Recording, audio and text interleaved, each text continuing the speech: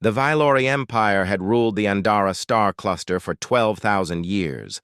Their people had pale blue skin and silver eyes that seemed to glow in dim light. They were proud. They were ancient. They believed themselves better than every other species in the galaxy. But pride could not save them from their greatest problem. For centuries, fewer and fewer Vailori children were being born. The noble families, who had spent thousands of years breeding only with each other to keep their bloodlines pure, now found that their women could not carry children. The doctors called it genetic stagnation. The common people called it a curse. Whatever the name, the result was the same. The mighty Vailori were slowly dying out. Princess Lyrian Valsoreth knew this better than most. She was the youngest daughter of Emperor Kael Valsoreth, ruler of 100 worlds. She had silver hair that fell to her waist and eyes like polished mirrors. By all measures of Vailori beauty, she was perfect. But perfection meant nothing when her womb was empty. The royal doctors had tested her many times. They had used every advanced machine in the empire. The results were always the same. Princess Lyrian was barren. She could not produce children. In a society that valued women mainly for their ability to create heirs, this made her worthless. Her older sisters had all married powerful lords. They had all failed to conceive. One by one, they had been quietly sent away to distant estates, forgotten by the court, forgotten by history. Lyrian had watched each of them disappear, knowing that someday her turn would come. She was 28 years old in human counting, though her people measured time differently. She had spent her entire adult life waiting for her father to decide what to do with her. Now, it seemed, he finally had. The human ship arrived on a bright morning when 3 suns lit the sky above the imperial palace. It was called the Constellation, and it carried diplomats from something called the United Earth Alliance. The humans were new to space travel. They had only been exploring the stars for about 300 years. To the Vailori, who remembered the birth of galaxies, this made them little more than children. Lyrian watched the human ship land from her window. It was ugly by Vailori standards, all sharp angles and practical design. There was no elegance to it, no beauty, just function. She wondered what kind of people would build such a thing. She found out later that day when her father summoned her to the throne room. Emperor Kael sat on a throne carved from a single blue crystal, a stone found only on the Vailori homeworld. He was old, even by their long-lived standards, his face lined with the weight of centuries, but his eyes were sharp, and his mind was sharper. Standing before him was a human male. Lyrian had never seen a human in person before. She studied him with careful interest. He was tall, with broad shoulders and skin that was a warm brown color, much darker than the pale blue of her people. His hair was black with streaks of gray at the temples, cut short in a practical style. His eyes were brown, a color that seemed strange and earthy to her. He wore a uniform of dark blue with medals on his chest. He looked solid, strong, simple. "This is Commander Nathan Cole," her father said. "He leads the human diplomatic mission." Nathan Cole bowed his head politely. "Your Majesty." "And this," the Emperor continued, gesturing toward Lyrian, "is my daughter, Princess Lyrian Valsoreth." The human looked at her. Lyrian expected to see desire in his eyes, the way Vailori males sometimes looked at her before they learned of her condition. Instead, she saw something else. Curiosity, perhaps, and something that might have been kindness. "Princess," he said, and bowed his head to her as well. "Commander," she replied, keeping her voice cold. Her father wasted no time with pleasantries. "Commander Cole, you came here seeking trade agreements and technology exchanges. I am prepared to offer you something far more valuable." Nathan Cole waited, his expression patient. "I offer you my daughter in marriage. The silence that followed was heavy enough to crush stone. Lyrian felt her heart stop. She had known something was coming, but she had not expected this. Marriage to a human? To a primitive from a species that had barely learned to walk among the stars? Nathan Cole looked as shocked as she felt. "Your Majesty, I am not sure I understand. Your people have made it clear that you consider humans to be less advanced." "Less advanced, yes," the Emperor agreed, "but your species has something mine does not. Genetic strength, adaptability. Your people breed easily on every world you touch. You mix your bloodlines freely and grow stronger for it. My people have become too pure, too refined. We are dying because we cannot change." He leaned forward on his throne. "My daughter has been declared barren by our doctors. No Valori male can give her children, but perhaps a human can." Lyrian wanted to scream. She wanted to run from the room and never return, but she had been trained since birth to show no emotion, to be a perfect Valori princess. So she stood still and silent while her father sold her like livestock. Nathan Cole was quiet for a long moment. When he spoke, his voice was careful. "This is not the kind of decision I can make alone. I would need to contact my government." "Of course," the Emperor said. "Take whatever time you need, but understand what I am offering. A permanent alliance between our peoples, access to Valori technology and star charts, a place for humanity in the great councils of the galaxy. All of this in exchange for one thing." "A child," Nathan said quietly. "An heir. One who carries both human strength and Valori blood. One who could unite our peoples and secure the future of my empire." Lyrian finally spoke, unable to stay silent any longer. "I was not consulted about this arrangement, Father." The Emperor did not even look at her. "You do not need to be consulted. You need to be useful. This is how you become useful." The words cut deeper than any blade. Lyrian felt something inside her go cold and hard. She looked at the human, expecting to see satisfaction or triumph on his face. Instead, she saw something that surprised her. She saw pity. Nathan Cole looked at her with eyes that seemed to understand exactly how she felt. And in that moment, Lyrian hated him for it. She did not want his pity. She did not want his understanding. She wanted to be left alone. But that was not going to happen. Her father had decided her fate, and there was nothing she could do to change it. The human would contact his government. They would discuss the benefits of this alliance.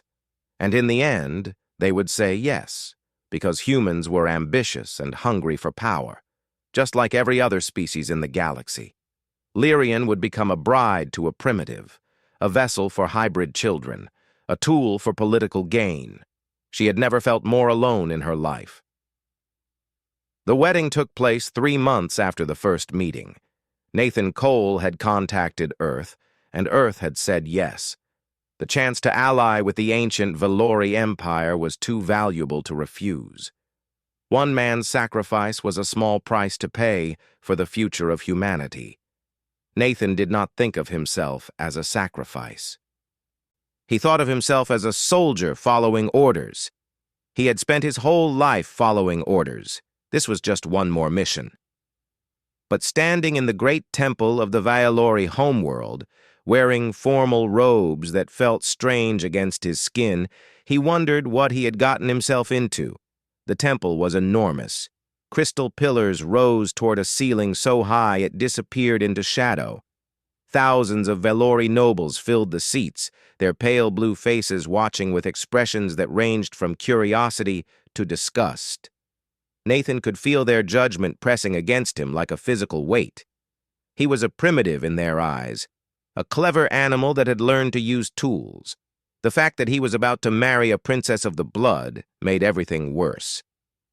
Lyrian appeared at the far end of the temple, and the crowd fell silent. She wore white robes that shimmered like starlight.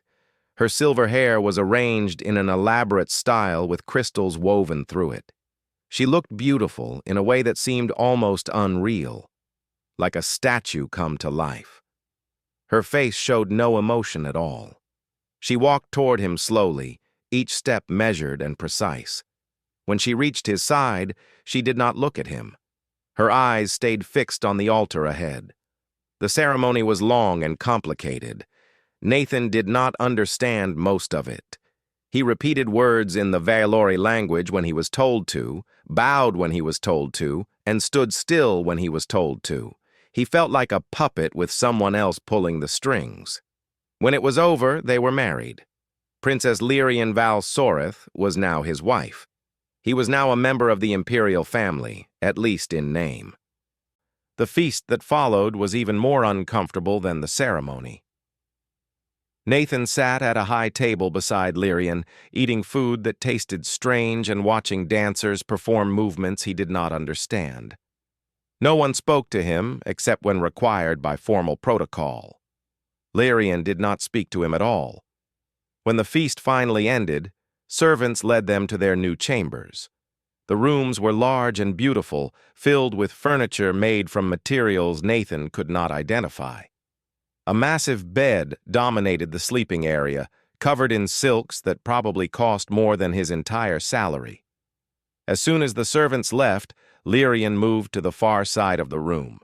She stood with her back to him, looking out a window at the stars. "I will do my duty," she said. Her voice was flat and cold. "I will share your bed when required. I will attempt to conceive a child, but do not expect anything more from me, human. Do not expect warmth. Do not expect affection. You are here because my father commands it. Nothing more." Nathan sat down on the edge of the bed. He was tired from the long day, tired from weeks of preparation, tired from the weight of expectations that had been placed on his shoulders. "I did not ask for this either," he said quietly. "I was a simple man before all this. I grew up on a farm in a place called Montana. I joined the military because I wanted to see the stars. I never expected to end up married to an alien princess." Lyrian turned to look at him. Her silver eyes were hard. "Is that supposed to make me feel sympathy for you?" "No. I am just saying that we are both in a difficult situation. We did not choose this. But since we are stuck with each other, maybe we could try to be civil." She made a sound that might have been a laugh, but there was no humor in it. "Civil? You want me to be civil to the man who has been given my body as a political gift?" "I am not going to force you to do anything," Nathan said firmly. "Whatever happens between us, it will be your choice. I may be a primitive by your standards, but where I come from, we believe in treating people with respect." Something flickered in her eyes. Surprise, perhaps. "You would refuse to bed me?" "I would refuse to touch you without your consent. There is a difference." She studied him for a long moment, as if seeing him for the first time. Then she shook her head. "You are strange, human. My name is Nathan. I know your name. Then use it. I am your husband now, for better or worse. The least we can do is use each other's names." Another long pause. Then slowly she nodded. "Very well, Nathan." It was a small victory, but Nathan would take what he could get. Over the following weeks, they developed a careful routine. They shared the chambers but kept their distance. Nathan slept on a couch in the outer room while Lyrian took the bed. They ate meals together in silence, attended court functions together without speaking, and returned to their separate corners of their shared space. But slowly, things began to change. It started with questions. Lyrian began asking about Earth, about humans, about the strange customs of his people. She seemed genuinely curious, though she tried to hide it behind her mask of cold indifference. Nathan answered honestly. He told her about Montana, about the wide open spaces and the mountains that touch the sky. He told her about his family, simple farmers who had worked the same land for generations. He told her about human history with all its wars and mistakes and triumphs. And one night, he told her something that changed everything. "I read your medical files," he said, "the ones your father shared with our doctors." Lyrian stiffened. "Those are private."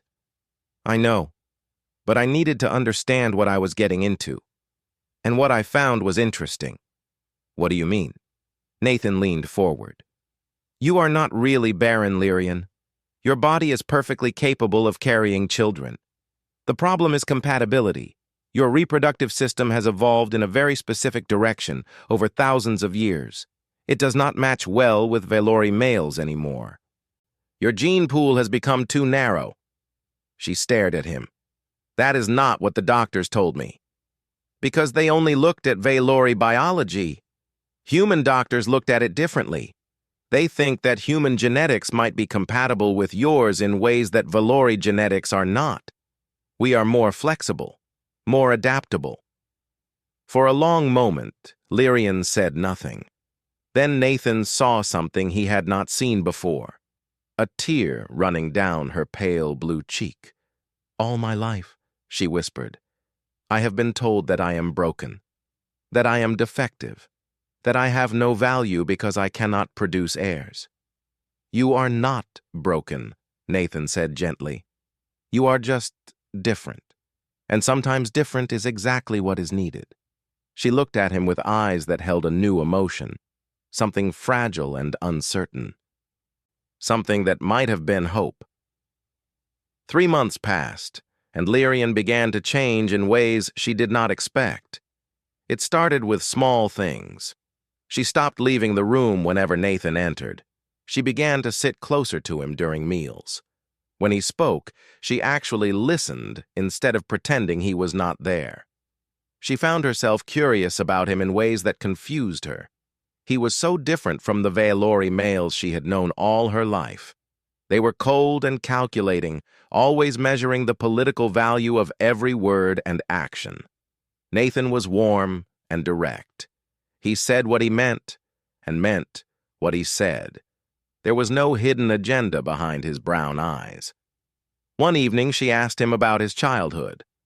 Nathan smiled, and Lyrian noticed for the first time that his smile changed his whole face.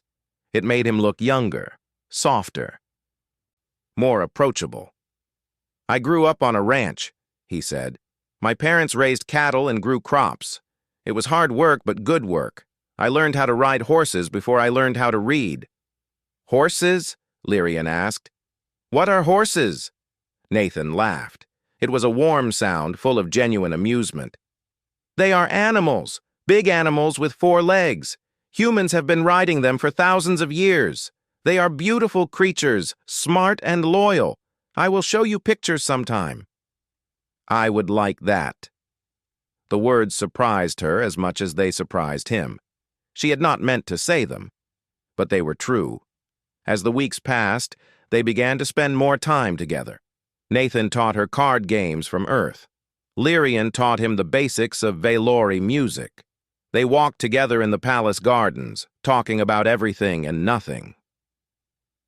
And somewhere along the way, Lyrian stopped thinking of him as a primitive. She began to see him as a man, a kind man, a patient man, a man who treated her with more respect than any Valori male ever had. She also began to notice other things. The way his shoulders moved when he walked, the sound of his laughter, the warmth in his eyes when he looked at her. Feelings stirred inside her that she had been taught to suppress since childhood. Valori did not love. Love was a weakness, an emotion that clouded judgment and led to poor decisions. Marriage was about duty and bloodlines, not feelings. But Nathan made her feel things she could not name. One night, as they sat together watching the moons rise outside their window, Lyrian made a decision. She reached out and took his hand. Nathan looked at her with surprise but did not pull away. His hand was warm against her cool blue skin. His fingers were rough from years of work, so different from the soft hands of Valori nobles. "I think," she said slowly, "that I am ready." He understood what she meant. Are you sure? Yes. She met his eyes. I am sure. What happened that night changed everything. Nathan was gentle and patient, letting her set the pace. He asked what she wanted, what she needed, what felt good. No one had ever asked her such questions before. No one had ever cared about her pleasure, her comfort, her happiness. Afterward, she lay in his arms and felt something she had never felt before. She felt safe. 6 weeks later, the doctors confirmed what Lyrian had already begun to suspect. She was expecting. The news spread through the palace like fire through dry grass. The Barren princess was carrying a child, the human's child. It was impossible. It was unthinkable. It was a miracle. Emperor Kale received the news with satisfaction. His gamble had paid off. Human genetics had done what Valori genetics could not. This child would secure the future of his bloodline. The noble houses had different reactions. Some were excited by the possibilities. If human Valori mixing could produce children, then perhaps the fertility crisis could be solved. Perhaps their dying empire could be saved. But others were horrified. The purist faction, who believed in keeping Valori blood pure at all costs, saw the pregnancy as an abomination. A half-human heir was not an heir at all in their eyes. It was a contamination, a stain on the imperial bloodline that could never be washed clean. Lyrian heard the whispers as she walked through the palace corridors. She saw the looks of disgust on certain faces. She knew that not everyone was happy about her miracle, but she did not care. For the first time in her life, she was going to be a mother. For the first time in her life, she had value beyond politics and bloodlines. For the first time in her life, she was happy. Nathan stayed close to her in the weeks that followed. He went with her to every doctor visit. He held her hand when she felt sick in the mornings.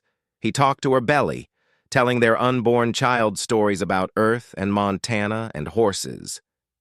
You know the baby cannot hear you yet, Lyrian said one night, watching him with amusement. Maybe not, Nathan agreed. But I want her to know my voice when she finally can hear. Her? He shrugged.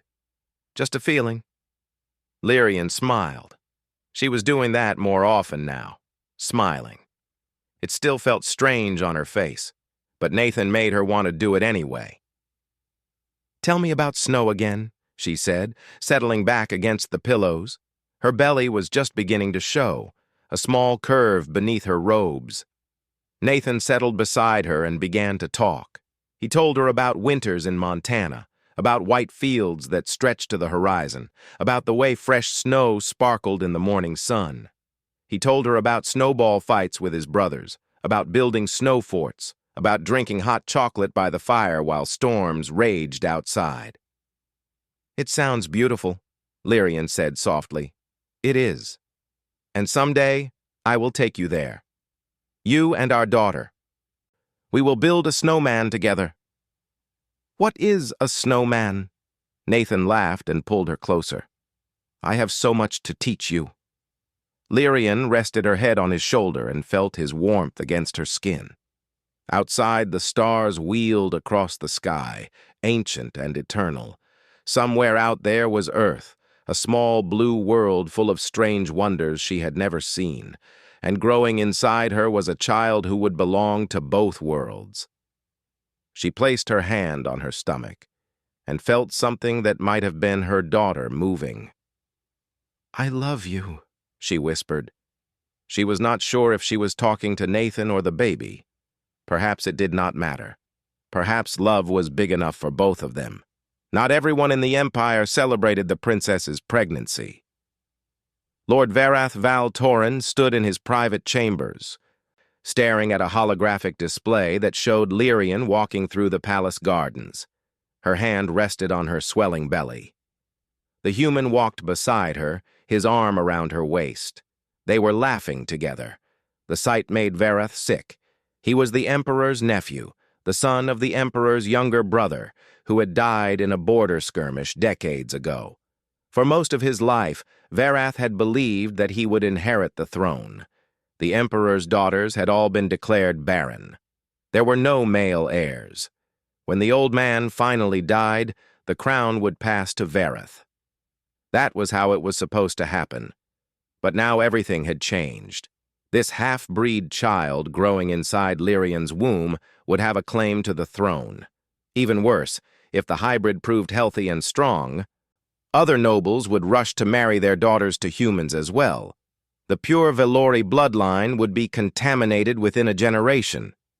Vareth could not allow that to happen. He was not alone in his thinking. The purist faction had existed for centuries, fighting against any mixing of Velori blood with lesser species. They had tolerated the marriage to the human because they expected it to fail. A barren princess and a primitive mammal? Nothing would come of it. They had been wrong. Now the purists came to Vareth with a plan. "The child must not be born," said Lady Coria Valshan, the leader of the faction. She was old and cold, with silver eyes that held no warmth at all. "If the hybrid lives, it will be the beginning of the end for our people. The Emperor will protect her," Vareth said. "He has increased security around the princess. Guards follow her everywhere." "Guards can be bought or avoided." Lady Coria smiled, and it was not a pleasant expression. "The princess has a new handmaiden, a young woman named Sarah. She has been with the purists since childhood. She will do what is necessary." Vareth considered this. "If she is caught, the investigation will lead back to us." "She will not be caught. And even if she is, she will die before revealing anything useful. The purists train their agents well. It was a risk, but the alternative was watching everything he had worked for disappear. Watching a half-human child take the throne that should have been his. "Do it," Vareth said. The attempt came in Lyrian's 7th month of pregnancy. Nathan had been meeting with human engineers on the other side of the palace. They were discussing plans for a new trade facility, a project that would strengthen ties between Earth and the Empire. The meeting ran long, and by the time it ended, the suns were setting. He was walking back to his chambers when the alarm started. The sound cut through the palace like a blade. Nathan broke into a run, his heart pounding. He knew those alarms. They meant danger. They meant someone was attacking. Please, he thought. Please let her be safe. He ran through corridors of blue crystal, shoving past servants and guards. The alarms seemed to grow louder with every step.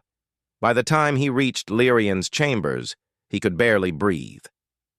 A dozen Imperial guards surrounded the door. Their weapons were drawn.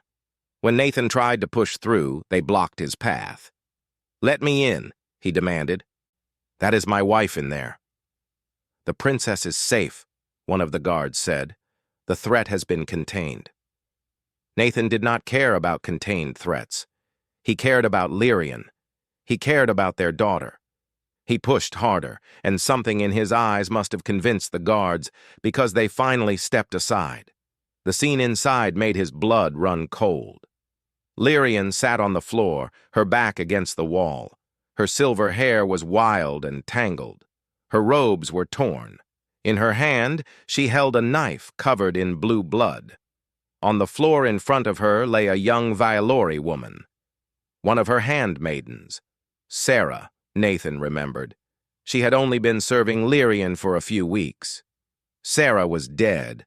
Her throat had been cut. Nathan knelt beside his wife. "Are you hurt? Is the baby hurt?" Lyrian looked at him with eyes that were wide with shock. "She tried to kill me. She had a blade. She was going to stab me in the stomach.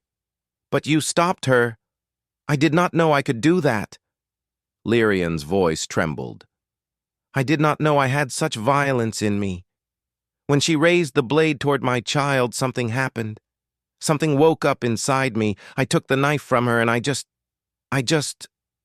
She began to shake. Nathan pulled her into his arms and held her tightly. "You protected your baby," he said. "That is not violence. That is love. That is a mother defending her child." "I killed her, Nathan. I killed someone." You did what you had to do, and our daughter is alive because of it." Guards and doctors rushed into the room. They checked Lyrian for injuries, checked the baby's heartbeat, cleaned the blood from her hands. Through it all, Nathan stayed at her side. He did not let go of her hand. The investigation that followed revealed everything. Under interrogation, members of the Purist faction broke down and confessed. They named Lord Vareth as the mastermind behind the assassination attempt. They described meetings, payments, and plans. The evidence was overwhelming. Emperor Kale was not a forgiving man. When he learned that his own nephew had tried to murder his daughter and grandchild, his rage was terrible to see. Varath was arrested along with Lady Coria and dozens of other conspirators. Their trial lasted less than a day. The verdict was death. The executions were public, held in the great plaza where millions could watch. Nathan did not attend. He stayed with Lyrian, who was still recovering from the trauma of the attack.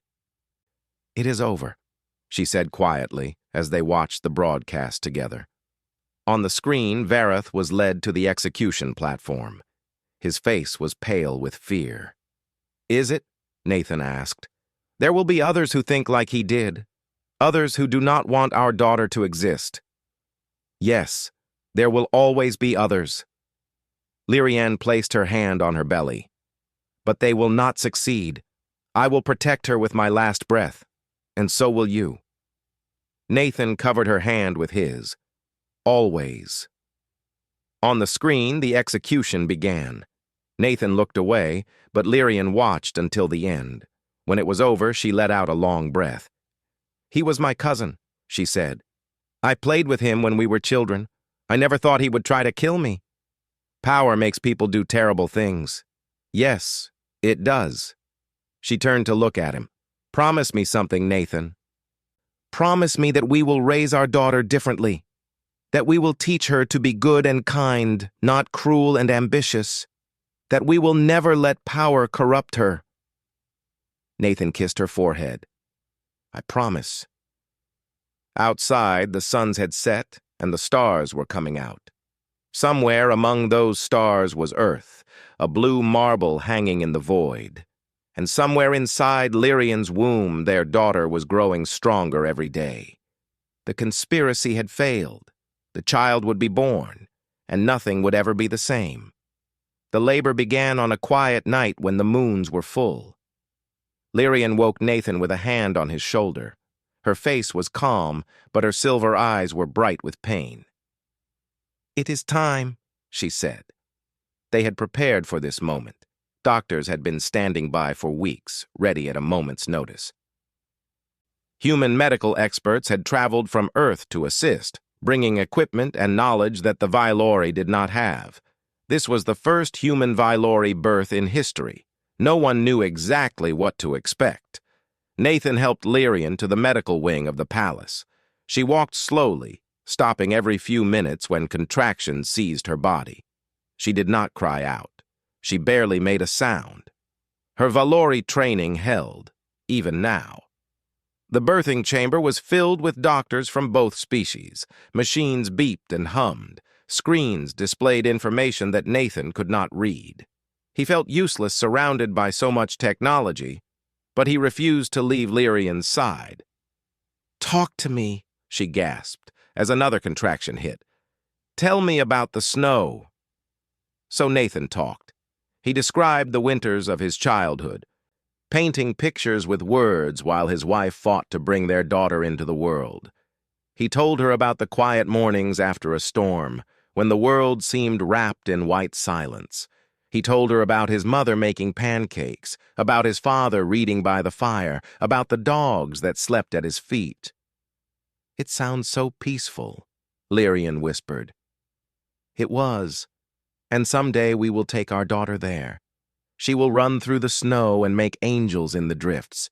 She will taste hot chocolate for the first time. She will learn to ride horses." "Angels? What are angels?" "Beings from human religion.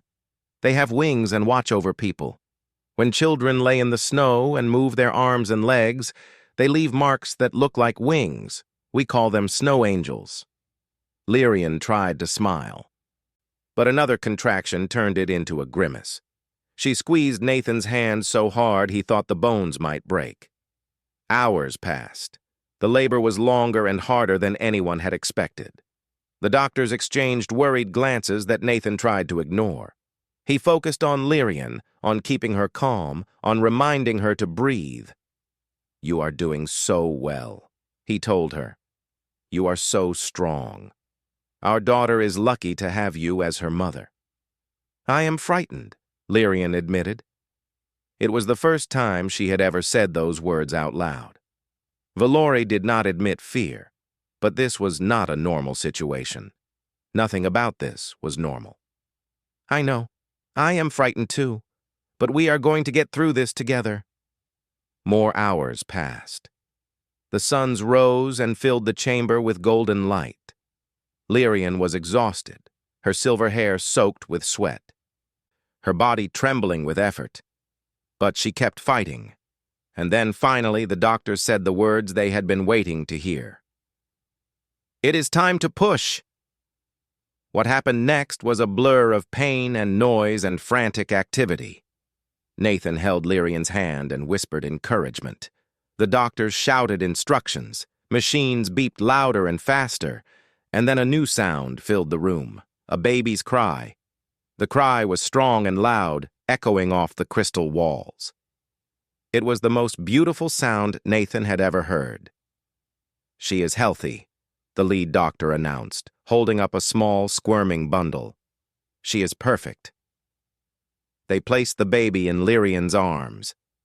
Nathan leaned close, looking at his daughter for the first time. She was smaller than a human baby would be, but larger than the average Valori newborn. Her skin was a soft lavender color, a blend of her mother's blue and her father's brown. Her eyes, when they opened, were silver like Lyrian's, but with flecks of brown around the edges. A tuft of dark hair covered her head. She was beautiful. She was a miracle. She was theirs. "Hello, little one," Lyrian whispered. Tears streamed down her face, something Nathan had rarely seen. "Welcome to the universe." Nathan touched his daughter's tiny hand. Her fingers wrapped around his thumb, holding on with surprising strength. "She is amazing," he said. "You are amazing." The door opened and Emperor Kale entered the chamber. Guards moved to stop him from approaching, but he waved them aside. He walked to the bed and looked down at his grandchild. For a long moment, he said nothing. His silver eyes studied the baby with an expression that was hard to read. Then slowly, his thin lips curved into something that might have been a smile. "She is strong," he said. "Stronger than any Valori infant I have seen. The human blood has done its work." "Her name is Hope," Nathan said. "It is an English word. It means the belief that good things will happen." The Emperor considered this. Hope, an unusual name for a Valori princess. "She is not just a Valori princess," Lyrian said softly, looking at her daughter with wonder. "She is something new, something the galaxy has never seen before. She deserves a name that reflects that." Emperor Kale nodded slowly. "Hope Val Soreth Cole. Perhaps it is fitting. Perhaps this child truly is the hope of our people." He left without another word, but his approval had been given. That was all that mattered.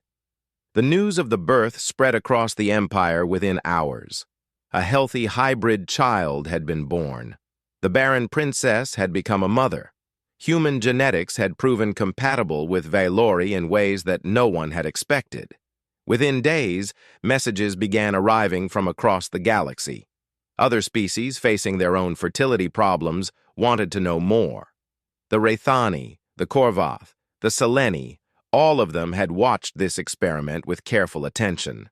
Now they wanted to try it themselves. 47 formal requests for diplomatic marriages arrived at the United Earth Alliance within a year. Humanity had gone from being primitives to being valuable partners in the blink of a cosmic eye.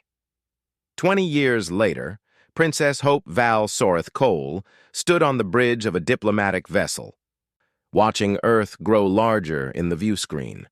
She had her mother's grace and her father's determination. Her lavender skin marked her as something unique, a bridge between two species. Behind her, her parents stood together hand in hand. Nathan's hair had gone fully gray now, but his brown eyes were still warm. Lyrian looked almost the same as she had on her wedding day, her people aging more slowly than humans. "Are you nervous?" Lyrian asked. Hope turned to face them. A little. The Terran Assembly has never hosted an Imperial envoy before. "They will love you," Nathan said with a smile. "You are half Montanan, after all." "And half Valori," Lyrian added. "You have the best of both worlds." Hope laughed. It was a warm sound, full of genuine happiness. "I have the best parents in any world. Thank you for everything you have taught me."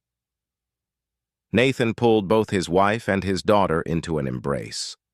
Outside the viewport, Earth waited, blue and green and beautiful, a whole planet full of humans who had never met a hybrid princess before. "Show them what you are made of," Nathan whispered. "Show them that being different is not a weakness, it is a strength." Hope pulled back and straightened her robes. Her silver-brown eyes shone with determination. "I will," she said. "I promise." She walked toward the transport bay, ready to meet her destiny. Behind her, Nathan and Lyrian watched their daughter go with pride in their hearts. They had started as strangers, a human commander and an alien princess forced together by politics. They had ended up as partners, as lovers, as friends, as parents. And their daughter would carry their legacy to the stars. The story of humanity among the galactic powers was just beginning, but it was off to a very good start.